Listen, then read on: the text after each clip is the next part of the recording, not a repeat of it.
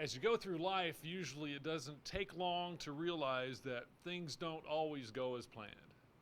I visited with Megan Graves, who discovered just that in her own life. So a year after our engagement, he was having a lot of problems with headaches and just not feeling well, and he was too young for that to be happening all the time. So we decided to get him to the doctor as soon as we could, and long story short, he was diagnosed with acute lymphoblastic leukemia, which was very rare for his age. Their troubling situation suddenly grew even more desperate. Right before we were married, he was diagnosed with hemolytic anemia, and literally this was 6 days before our wedding.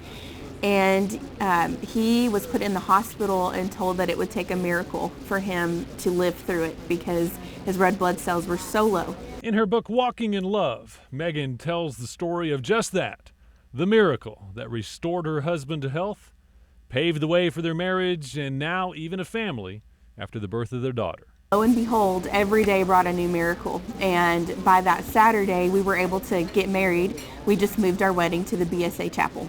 After all of that time and everything we went through, I had the idea that people needed to know that God still worked miracles, and He gave us so many miracles. Through this, obviously, it was a journey that you learned to depend on God and see His miracles. But Yes.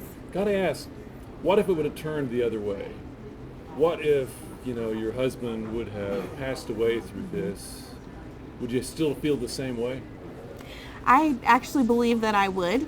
It would have taken a lot longer to feel this way, but I believe that God brings us through these journeys, even the lowest of the low, in order for us to be stronger in Him and have a story to tell. Through this experience, Megan aims to share hope for others facing hardship and even desperate situations. No matter what plays out with their story, that God has a plan, and that it may not look like it now, and it may look like they're in the worst of circumstances and the worst is happening. The good news is that God is still there, God is still good, and miracles still happen. Even in the most serious and overwhelming life circumstances, you can find some good news.